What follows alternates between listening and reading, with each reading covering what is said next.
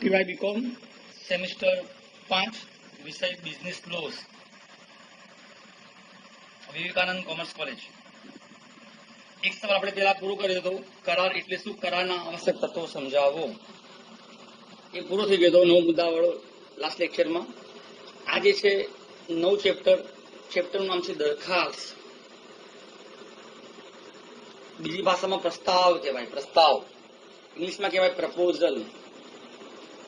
દરખાસ્ત કોણ કહેવાય? તો કાયદામાં વ્યાખ્યા આપી છે સેક્શન 2A માં, જ્યારે એક વ્યક્તિ કોઈ કાર્ય કરવા કે ન કરવા અંગે, જ્યારે એક વ્યક્તિ કોઈ કાર્ય કરવા કે ન કરવા અંગે સામી વ્યક્તિ સમક્ષ તે કાર્ય કરવા અથવા ન કરવા અંગે સામા પક્ષકારની સંમતિ મેળવવાના હેતુથી પોતાની ઈચ્છા દર્શાવે ત્યારે પહેલી વ્યક્તિ દરખાસ્ત કરે છે તેમ કહેવાય. વ્યાખ્યા પૂરી થઈ, ખબર ના પડી, ફરીથી જોઈએ. સેક્શન 2A માં વ્યાખ્યા આપવામાં આવી છે દરખાસ્તની. જ્યારે એક વ્યક્તિ કોઈ કાર્ય કરવા કે ન કરવા અંગે સામી વ્યક્તિ સમક્ષ તે કાર્ય કરવા અથવા, પણ આપણે અહીંયા કાયદામાં અગર બોલાય, અગર ન કરવા અંગે સામા પક્ષકારની સંમતિ મેળવવાના હેતુથી પોતાની ઈચ્છા દર્શાવે ત્યારે પહેલી વ્યક્તિ દરખાસ્ત કરે છે તેમ કહેવાય. હવે વ્યાખ્યા થોડી અટપટી, થોડીક લાંબી, ખબર ના પડી, હવે ખબર પડશે. આપણે ઉદાહરણ જોઈએ કે સપોઝ ક્લાસમાં કોઈ વિદ્યાર્થી છે, એનું નામ મહેશ છે. એ વિદ્યાર્થી મહેશ મયંક નામના વિદ્યાર્થીને એવું કહેશે કે મારી હોન્ડાની બાઇક વેચવાની છે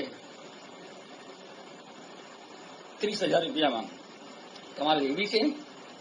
તો મહેશે આ વાત મયંકને કરી, અને મયંક એ વાતને સ્વીકારે કે ન સ્વીકારે, હા પાડે કે ના પાડે, ટૂંકમાં વાત સાંભળી લે, તો પેલા વ્યક્તિએ દરખાસ્ત મૂકી છે તેમ કહેવાય. દરખાસ્ત એટલે પ્રપોઝલ.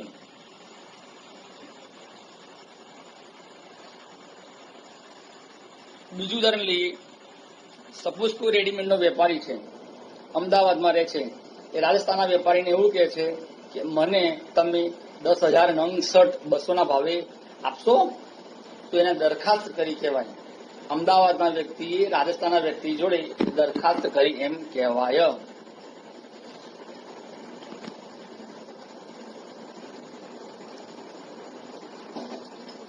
તો હવે જ્યારે એની વ્યાખ્યા જે હોય એ જ એના આવશ્યક તત્વો બને. તો એના કુલ 8 પોઈન્ટ છે. આવશ્યકતાઓ. પરીક્ષામાં આવશ્યકતા પૂછવાય, લક્ષણો પૂછાય કે જોગવાઈઓ પૂછાય. જવાબ આ જ આવે. ટોટલ 8 મુદ્દા જે યાદ રાખવાના. મુદ્દા નંબર 1 જોઈએ આપણે. દરખાસ્ત ચોક્કસ વ્યક્તિ કે જન સમુદાય સમક્ષ થવી જોઈએ. મુદ્દા નંબર 1, દરખાસ્ત ચોક્કસ વ્યક્તિ કે જન સમુદાય સમક્ષ થવી જોઈએ.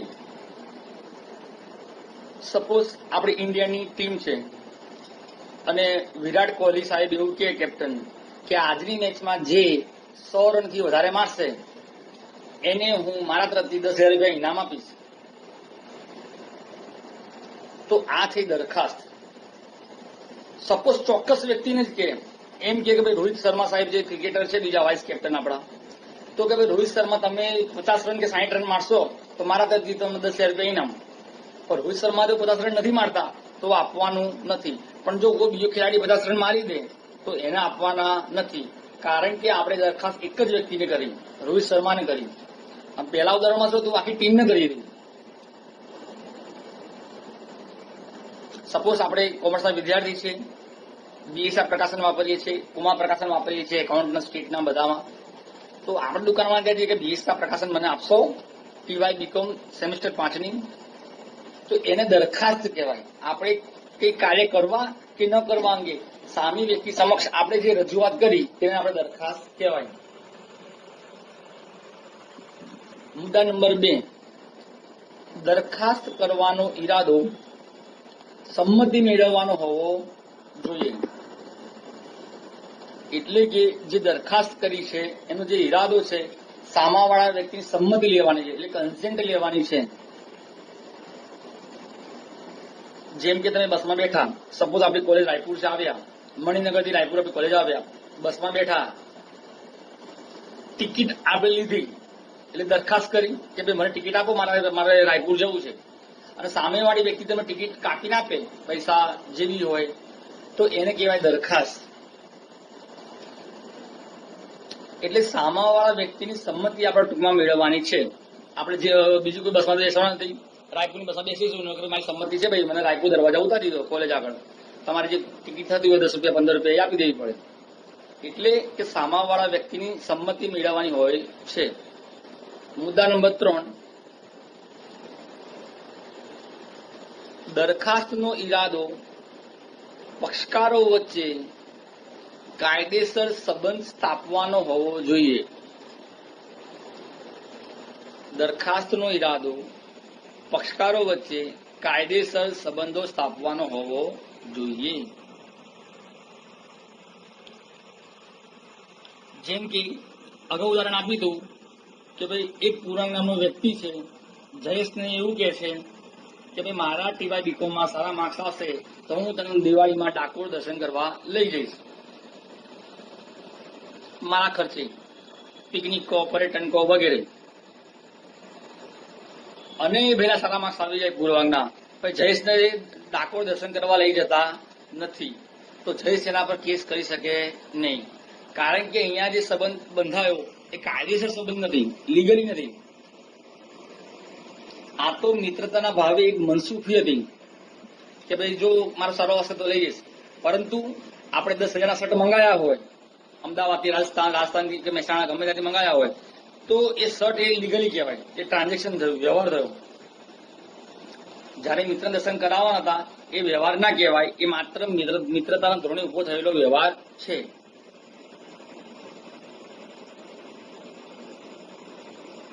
એટલે કે દરખાસ્ત લીગલી હોવી જોઈએ, ઇલીગલી ચાલે નહીં.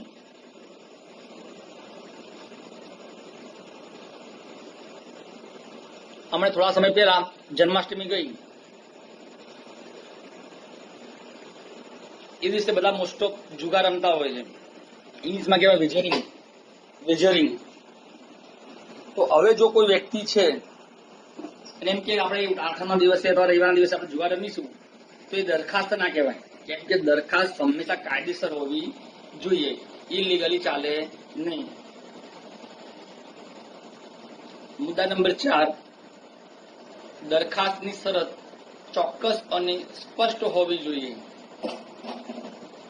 દરખાસ્તની શરત ચોક્કસ અને સ્પષ્ટ હોવી જોઈએ. જેમ કોઈ બે મિત્ર છે, એ અને બી,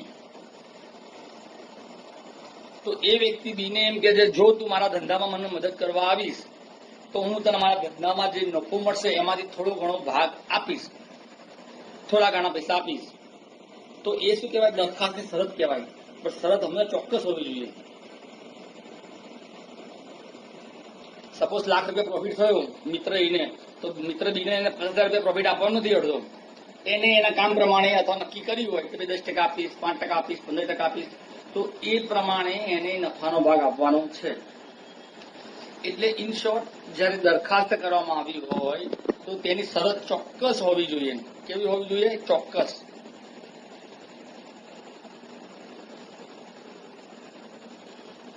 મુદ્દા નંબર 5, સામા પક્ષકારને દરખાસ્તની જાણ થવી જોઈએ. સામા પક્ષકારને દરખાસ્તની જાણ થવી જોઈએ. સપોઝ ક્લાસમાં કોઈ એ નામના બેન છે, એમના કે પપ્પાએ કીધું બેટા આપણો મણિનગરમાં ફ્લેટ વેચવાનો છે. એની બાજુમાં એની મિત્ર બેસે છે, બી નામની મિત્ર બેસે છે.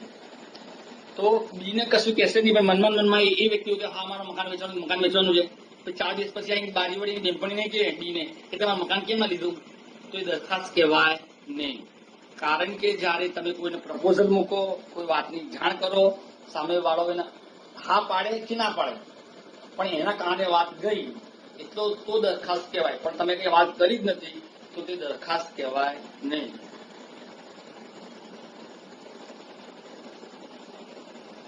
પછી છે નેક્સ્ટ ટેન્ડર.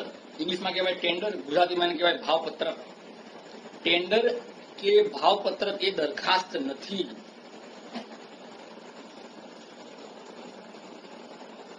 ટેન્ડરનું આપણે નવું ચેપ્ટર ભણવાનું આવશે, નેક્સ્ટ ભણીશું, ટૂંકનો આવશે ત્યારે બધા સમજાવીશું. હાલ પૂરતું આપણે એટલું હાર્દ રાખી ટેન્ડર કોને કહેવાય જરા સમજીએ. તો સપોઝ આપણી ગુજરાત યુનિવર્સિટી છે, હવે ટીવાય બીકોમ સેમેસ્ટર 5 ની એક્ઝામ લેશે દિવાળી પછી કે ગમે ત્યારે ડિસેમ્બરમાં લે, જ્યારે બી યુનિવર્સિટી એક્ઝામ લે તો એક્ઝામ લેવા માટે યુનિવર્સિટીને સપ્લિમેન્ટરી લાવવી પડે. તો યુનિવર્સિટી છાપામાં જાહેરાત આપે. આથી લાગતા વળગતાઓને જાણ કરવાની કે અમારે 2 કે 5 લાખની સપ્લિમેન્ટરીની જરૂર છે તો અમારું ટેન્ડર ભરી જવું. એટલે ટેન્ડર એટલે કોઈ વ્યક્તિ છે એને પોતાને ધંધો હોય, પ્રેસનો હોય, સ્ટેશનરીનો હોય, તો એ વ્યક્તિ કોન્ટ્રાક્ટ લે. સારું ભાઈ યુનિવર્સિટીને કહેશે ભાઈ હા ભાઈ હું તમને 2 કે 5 લાખ રૂપિયાની સપ્લિમેન્ટરી આપીશ બનાવીને, તો એના માટે છાપામાં જાહેરાત આવી. એ જાહેરાતના આધારે એમને ફોર્મ ભરવાનું અને પછી નંબર લાગે તો એમનો ચાન્સ મળે, એટલે કે ટેન્ડર કહેવાય, ભાવપત્રક. હવે સપોઝ ક્લાસમાં 100 વિદ્યાર્થી છે, એમાં 60 જણાએ ટેન્ડર ભર્યું તો 60 ના ટેન્ડર ના મળે, એક જ જણને મળે. જેનો સૌથી ઓછો ભાવ હોય, સારી ક્વોલિટી હોય, સારી ક્વોન્ટિટી હોય, તો એ વ્યક્તિને એનો કોન્ટ્રાક્ટ મળે. એ કહેવાય ટેન્ડર. એટલે પણ જયારે છાપામાં જાહેરાત આપી ત્યારે એવું નથી કહેવામાં આવ્યું કે 1 થી 60 સ્ટુડન્ટ છે એમાંથી 44 નંબરનો રોલ નંબર કે 48 નંબરનો રોલ નંબર એને જ અમે ટેન્ડર આપીશું, એવું નહીં. જાહેરાત કરી જન સમુદાય સમક્ષ બધાની સામે જાહેરાત કરી, જેટલા વ્યક્તિ ફોર્મ ભરશે એમાંથી કોઈ પણ વ્યક્તિને એક જણને લાગશે, એ કહેવાય ટેન્ડર. એટલે ઇન શોર્ટ ટેન્ડર એ દરખાસ્ત નથી. એ વાત કરી, પ્રપોઝલ મૂકી, પણ કાં પ્રોપર વ્યક્તિને મૂકી નથી, એક જ વ્યક્તિને નથી મૂકી, આખા જન સમુદાયને મૂકી છે. ગમે તે એકને ટેન્ડર મળશે જેનો ભાવતાલ ઓછો હોય.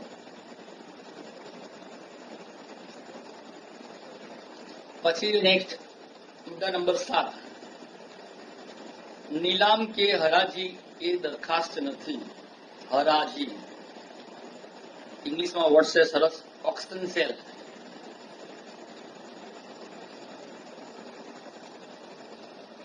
હવે નજીકના સમયમાં શિયાળાની ઋતુ આવશે એટલે વિન્ટર, તો આપણે નવરંગપુરા અમુક જગ્યાએ આ મણિનગર ત્યાં અમુક ટિબેટિયન માર્કેટ ભરાય. નેપાળના કોઈ માણસો આવે સ્વેટર આપે સારા, એ ટિબેટિયન માર્કેટ કહેવાય. તો એને હરાજીમાં કદાચ ગણી શકાય, પણ પ્રોપર એ હરાજી નથી. જેમ કે આપણે મૂવીઝ જોઈએ છીએ એમાં કોઈની મિલકત હોય છે, તો એ મિલકત જન સમુદાય સમક્ષ જાહેર કરવામાં આવે ત્યારે ચોક્કસ વ્યક્તિ હોય, ઓથોરાઇઝ પર્સન હોય, ભણેલા ગણેલા હોય, ઉંમરલાયક હોય, બીજી ભાષામાં એને આપણે જજ કહીએ, જજ આવે અથવા જે તે હાયર ઓથોરિટી આવે અને જાહેરમાં એમ કે સપોઝ અમારા પાસે આ એક મિલકત બેંકે ટાંચમાં લીધી હતી, સામેવાળી વ્યક્તિ ઉઠી ગઈ હતી, બજારમાંથી નાદાર જાહેર થઈ હતી, તો એની આ મિલકત વેચવાની છે. તો આ મિલકત વેચવાની છે તો એની કિંમત સપોઝ સ્ટાર્ટ કરી 18 લાખ રૂપિયાથી સ્ટાર્ટ કરી. હવે એ મિલકત છે, સપોઝ મિલકત છે બેંક ઓફ ઇન્ડિયાની, તો બેંક ઓફ ઇન્ડિયાની જે બ્રાન્ચ છે, સપોઝ બ્રાન્ચ છે માણેક ચોક,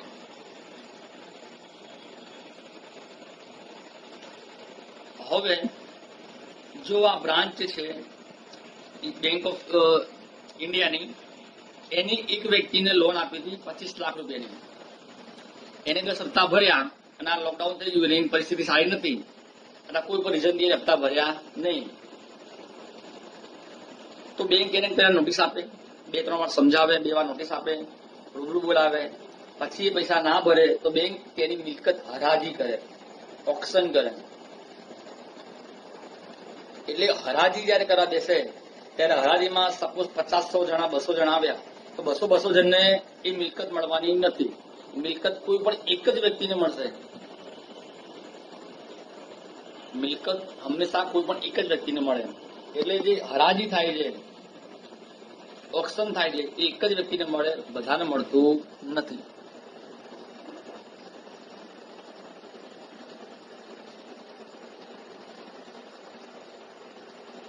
બીજું ઉદાહરણ જોઈએ. આપણે દર રવિવારે એલિસ બ્રિજ આગળ રવિવારી ભરાય, એને ગુજરી બજાર કહીએ છીએ. ત્યાં ઘણી બધી વસ્તુ આપણે સસ્તું મળે છે. તો બીજી ભાષામાં એને હરાજી કહેવાય છે કે આ વસ્તુ તમારે લેવી છે. બીજું ઉદાહરણ જોઈએ. લાલ દરવાજા આપણા બજાર આગળ ખૂણામાં 2 લારીવાળા ઉભા હોય અને બૂમો પાડે, ઇસ્ત્રીની કિંમત 500 રૂપિયા, 100 રૂપિયાથી બોલી લગાવે, 100 રૂપિયા, કોઈ ભાઈ કે 151, કોઈ કે 180, કોઈ કે 230. જેની એમાઉન્ટ વધારે આવે એને ઇસ્ત્રી મળી જાય. તેને કહેવાય હરાજી. છેલ્લું ઉદાહરણ ખબર પડી હશે હરાજી કોને કહેવાય. કેમ કે હરાજીની શોર્ટ નોટ એકવાર યુનિવર્સિટીમાં 2 વર્ષ પહેલા પૂછાઈ હતી. મુદ્દો એક જ છે, બુકમાં 4-5 લીટી છે, પણ તમને કન્સેપ્ટ ક્લિયર હોવો જોઈએ. સપોઝ બાજુમાં આપણું પોલીસ સ્ટેશન છે, કોલેજની બાજુમાં કાગડાપીઠ પોલીસ સ્ટેશન.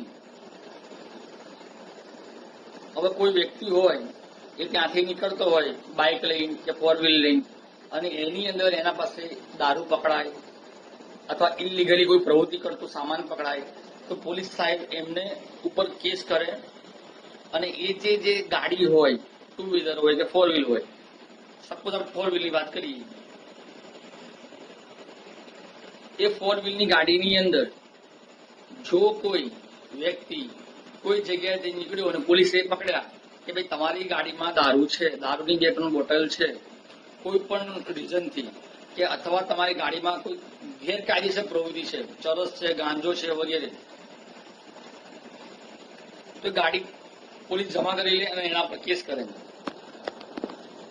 અને જે આ કેસ થાય પછી માણસ કોર્ટમાંથી છૂટી જાય, બધું જ થાય.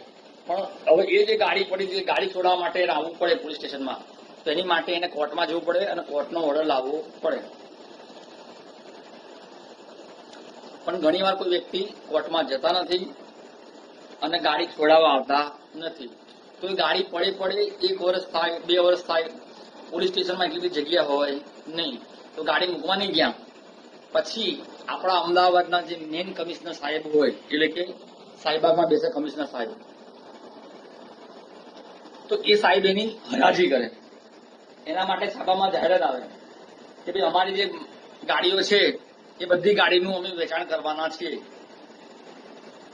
સપોઝ આ બધું વેચાણ અમે સપ્ટેમ્બર મહિનાની એન્ડમાં 30 નવેમ્બરે કરવાના છીએ.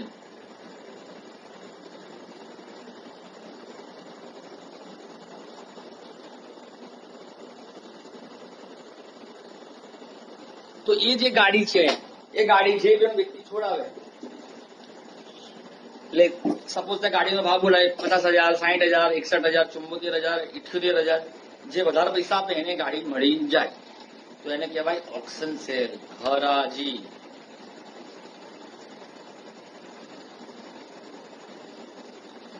મુદ્દા નંબર 8 છેલ્લો, રસીદ કે પહોંચ એ દરખાસ્ત નથી. રસીદી કે પહોંચ, રસીદ એટલે રિસિપ્ટ, એકાઉન્ટમાં આવે છે રસીદ, લારી ગાળા ભાડું, જકાત ખર્ચો, એ કહેવાય રસીદ. રસીદ એટલે કોઈ પહોંચ. સપોઝ રેલવે સ્ટેશનમાં આપણે ગયા, અમદાવાદથી આપણે રાજસ્થાન જવું છે, ટિકિટ લીધી પણ એ દરખાસ્ત નથી. ટિકિટ ત્યાંથી કેમ આપી કે તમે પૈસા ભર્યા, તમારે રાજસ્થાન જવું છે કે યુપી જવું છે કે એમપી જવું છે, એ તમે ટિકિટ લીધી, પણ એની અંદર એવું નતું કીધું રેલવે વાળા તમે મારા ત્યાં જાઓ અને હું તો રાજસ્થાન મૂકવા આવું. એટલે દરખાસ્ત નથી. પહોંચ છે પણ દરખાસ્ત નથી.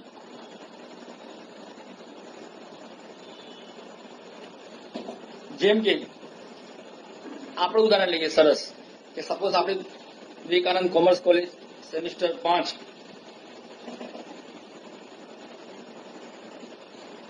એની અંદર પહોંચ આપવામાં આવે, સેમેસ્ટર 5 ની ફી ભરી જે વિદ્યાર્થી 1500 ભરી, 2000 ભરી, 2500 ભરી જે ફી ભરી પહોંચ આપી, એ પહોંચ એ દરખાસ્ત નથી, પણ પહોંચને સાચવી રાખવાની છે અને એના આધારે આપણે કોલેજમાં ભણવા આવવાનું છે. ફી ભરી એટલે આપણે કોલેજમાં ભણવા આવી શકીએ.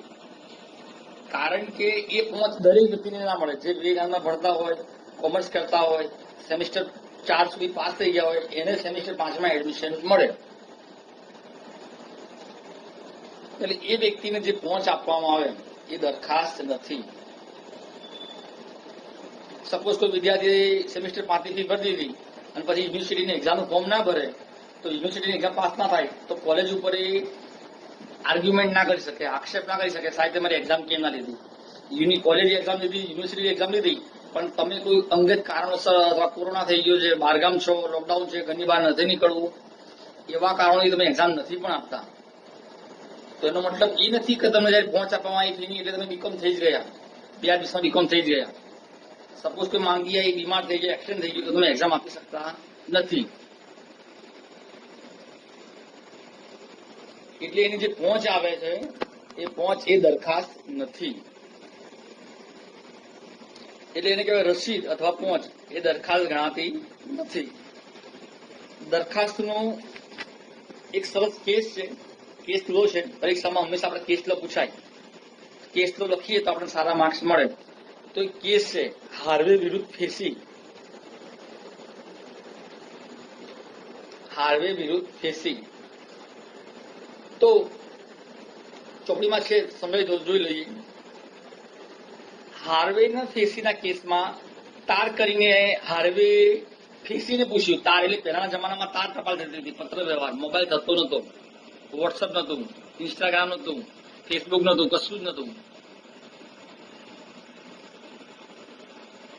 તો હાર્વે તાર કરીને ટપાલ લખીને પૂછ્યું, તમે BHP વેચશો? BHP કરીને કોઈ પ્રોડક્ટ હશે, BHP, અને તેની કિંમત જણાવો. તો ફેસીએ તારનો જવાબ આપ્યો અને એમ કહ્યું, હા અમે BHP વેચીએ છીએ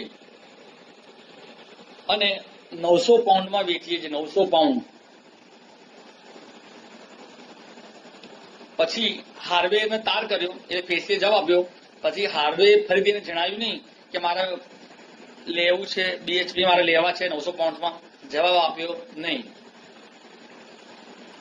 અમુક સમય પછી હાર્વે ફેસી પર કેસ કર્યો કે ભાઈ મેં તમને તાર ટપા લખીને મોકલી દીધું, તમે મને પેલા BHP કેમ ના આપ્યા? ફેસી એ કોર્ટની અંદર એવું જણાવ્યું, સાહેબ એને ખાલી મને ભાવતાલ પૂછ્યો, મને માલ ખરીદવાનો ઓર્ડર આપ્યો નથી. એટલે કે આપણી ભાષામાં કોમર્સમાં પરચેસ ઓર્ડર આપ્યો નથી, ખાલી મારા માલ સામાનની જાણકારી લેવા માટે એમને જણાવેલ છે કે તમે BHP વેચો છો કે કેમ. તો અમે એવું જણાવ્યું હતું, BHP અમે વેચીએ છીએ, 900 પાઉન્ડમાં વેચીએ છીએ. ઇન શોર્ટ, જયારે એક વ્યક્તિ બીજી વ્યક્તિને એવું જણાવે કે અમે આ વસ્તુ કરીએ છીએ અને એનો જવાબ આપે પછી બીજી વ્યક્તિ એને હા પાડે, તો દરખાસ્ત થઈ કહેવાય, બાકી દરખાસ્ત કહેવાય નહીં. એટલે હાર્વે વિરુદ્ધ ફેસીનો કેસ, દરખાસ્તના કોઈ પણ સવાલ પૂછાય, કેસ લો અવશ્ય લખવાનો. કેસ લો લખવાથી સારા માર્ક્સ મળે છે. તો વિદ્યાર્થી મિત્રો, આજનું એક ચેપ્ટર દરખાસ્ત અહીંયા પૂરું થાય છે. ટોટલ 8 પોઈન્ટ અને એક કેસ લો અને દરખાસ્તની વ્યાખ્યા. સેક્શન 2A થોડીક લાંબી છે, યાદ રાખવી પડે. એટલે અહીંયા દરખાસ્તનું ચેપ્ટર પરીક્ષા પૂરતું, સિલેબસ પૂરતું, IMP પૂરું થાય છે. નેક્સ્ટ લેક્ચરમાં આપણે સ્વીકાર ભણીશું. સ્વીકાર, દરખાસ્ત વત્તા સ્વીકાર બરાબર સમજૂતી બરાબર કરાર, કરારની વ્યાખ્યા બી પૂરી થશે. એટલે આવતા લેક્ચરમાં આપણે સ્વીકાર વિશે ભણીશું. આજે અહીંયા લેક્ચર પૂર્ણ વિરામ કરીએ છીએ.